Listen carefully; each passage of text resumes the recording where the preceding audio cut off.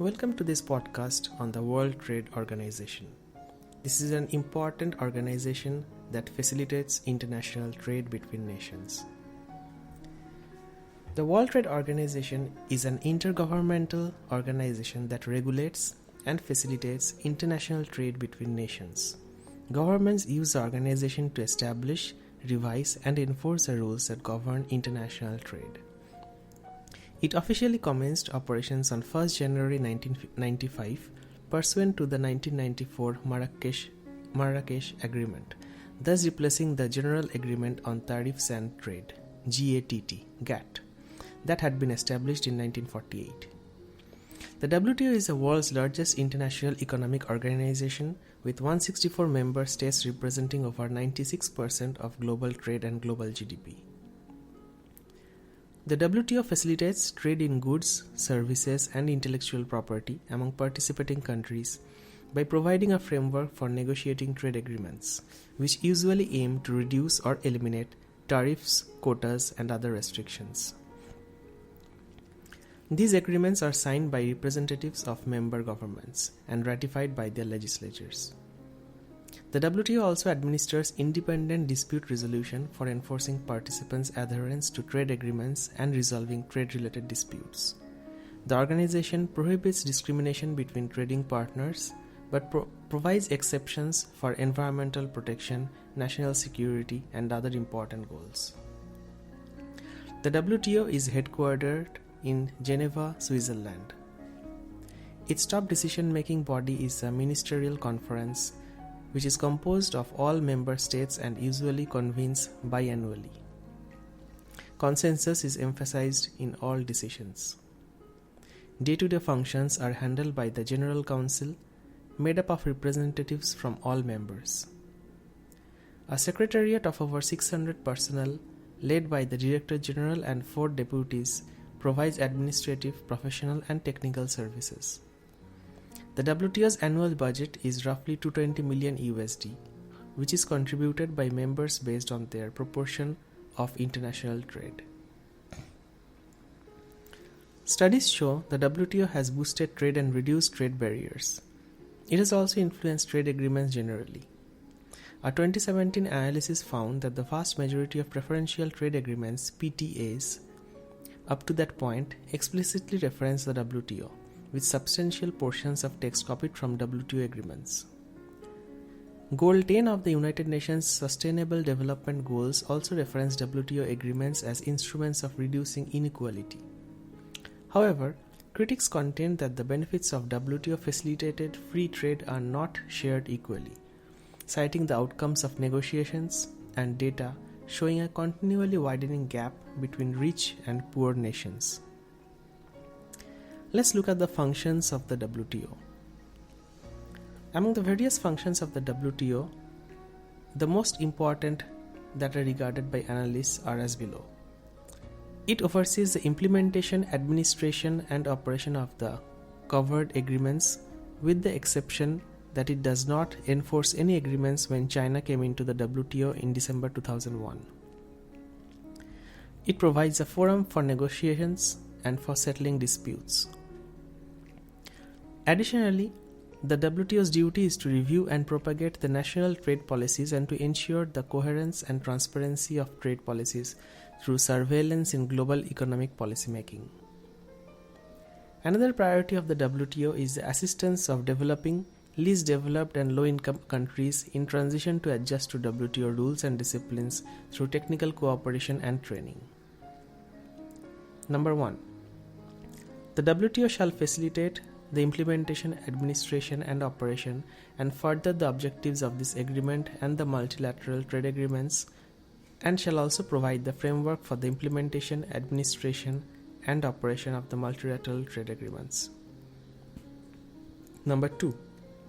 The WTO shall provide the forum for negotiations among its members concerning their multilateral trade relations in matters dealt with under the agreement in the annexes to this agreement.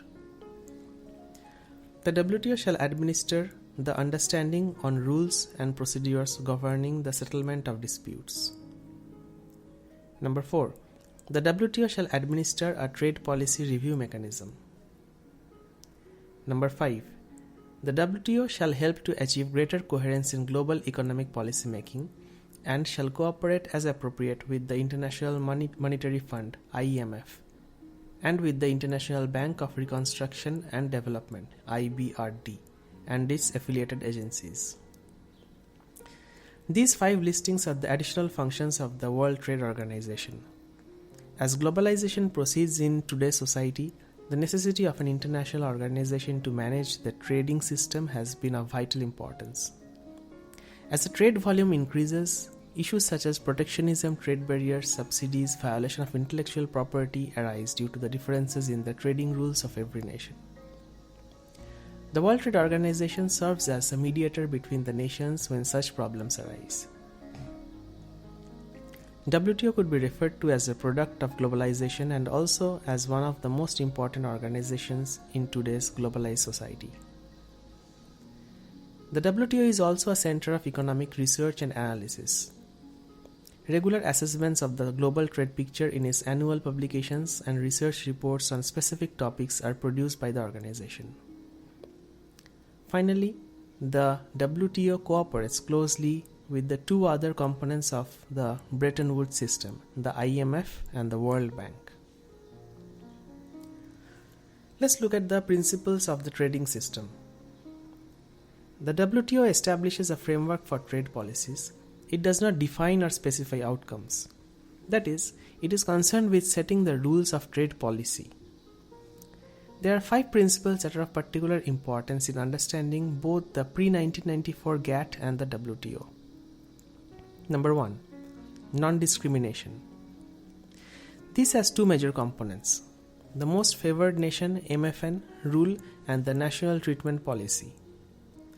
Both are embedded in the main WTO rules on goods, services and intellectual property, but their precise scope and nature differ across these areas.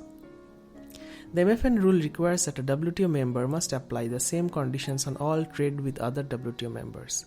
That is, a WTO member has to grant the most favorable conditions under which it allows trade in a certain product type to all other WTO members. It says, grant someone a special favor and you have to do the same for all other WTO members. National treatment means that imported goods should be treated no less favorably than domestically produced goods, at least after the foreign goods have entered the market, and was introduced to tackle non-tariff barriers to trade. Example, technical standards, security standards, for discriminating against imported goods. Number 2. Reciprocity. Reciprocity reflects both a desire to limit the scope of free riding that may arise because of the MFN's rule and a desire to obtain better access to foreign markets. A related point is that for a nation to negotiate, it is necessary that the gain from doing so be greater than the gain available from unilateral liberalization. Reciprocal concessions intend to ensure that such gains will materialize. Number 3. Binding and enforceable commitments. The tariff commitments made by WTO members in multilateral trade negotiation and on accession are enumerated in a schedule or a list of concessions. These schedules establish ceiling buildings. A country can change its bindings, but only after negotiating with its trading partners, which could mean compensating them for loss of trade. If satisfaction is not obtained, the complaining country may invoke the WTO dispute settlement procedures. Number 4. Transparency. The WTO members are required to publish their trade regulations to maintain institutions allowing for the review of administrative decisions affecting trade, to respond to requests for information by other members, and to notify changes in trade policies to the WTO. These internal transparency requirements are supplemented and facilitated by periodic country-specific reports or trade policy reviews through the Trade Policy Review Mechanism, TPRM. The WTO system tries also to improve predictability and stability, discouraging the use of quotas and other measures used to set limits on quantities of imports. Number 5. Safety values. In specific circumstances, governments are able to restrict trade. The WTO's agreements permit members to take measures to protect not only the environment but also public health, animal health, and plant health. Now, there are three types of provision in this direction. Number 1. Articles allowing for the use of trade measures to attain non-economic objectives. Number 2. Articles aimed at ensuring fair competition, that is, members must not use environmental protection measures as a means of disguising protectionist policies. Number 3. Provisions permitting intervention in trade for economic reasons. Exceptions to the Mfn principle are also allowing for preferential treatment of developing countries, regional free trade areas, and custom unions. Let's take a look at the organizational structure of the WTO. The highest authority of the WTO is the Ministerial Conference, which must meet at least every 2 years. In between each ministerial conference, the daily work is handled by 3 bodies whose membership is the same. They only differ by the terms of reference under which each body is constituted. Number 1. The General Council. Number 2. The Dispute Settlement Body. Number 3. The Trade Policy Review Body. Number 1. The General Council, whose chair was, as of 2020, was David Walker of New Zealand, has the following subsidiary bodies which oversees committees in different areas. First is the Council for Trade in Goods. There are 11 committees under the jurisdiction of the Goods Council, each with a specific task. All members of the WTO participate in the committees. The Textiles Monitoring Body is separate from the other committees but still under the jurisdiction of the Goods Council. The body has its chairman and only 10 members. The body also has several groups relating to textiles. Next comes the Council for Trade-Related Aspects of Intellectual Property Rights. Information on intellectual property in the WTO, news and official records of the activities of the TRIPS Council, and details of the WTO's work with other international organizations in this field are studied. The Council for Trade in Services. The Council for Trade in Services operate under the guidance of the General Council and is responsible for overseeing the functioning of the General Agreement on Trade in Services, GATS. It is open to all WTO members and can create subsidiary bodies as required. The last part of the General Council is the Trade Negotiations Committee. The Trade Negotiations Committee, TNC, is the committee that deals with the current trade talks round. The chair is WTO's Director General.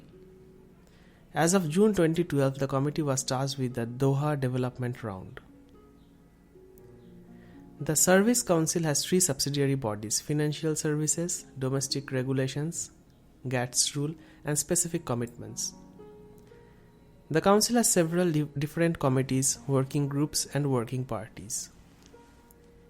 There are committees on the following: Trade and Environment, Trade and Development, which is a subcommittee on least developed countries, Regional Trade Agreements, Balance of Payment Restrictions, and Budget, Finance and Administration.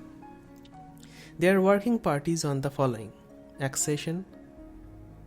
There are working groups on the following: Trade, Debt and Finance, and Trade and Technology Transfer. As of 31st December 2019, the number of WTO staff on a regular budget was 338 women and 285 men. Finally, let's take a look at the decision-making power of the WTO. The WTO describes itself as a rules-based, member-driven organization. All decisions are made by the member governments, and the rules are the outcome of negotiations among members. The WTO agreement foresees votes where consensus cannot be reached, but the practice of consensus dominates the process of decision-making. Richard Harold Steinberg in 2002 argues that although the WTO's consensus governance model provides law-based initial bargaining, trading rounds closed through power-based bargaining favors Europe and the US and may not lead to Pareto improvement. Thank you very much for listening to this podcast on the World Trade Organization.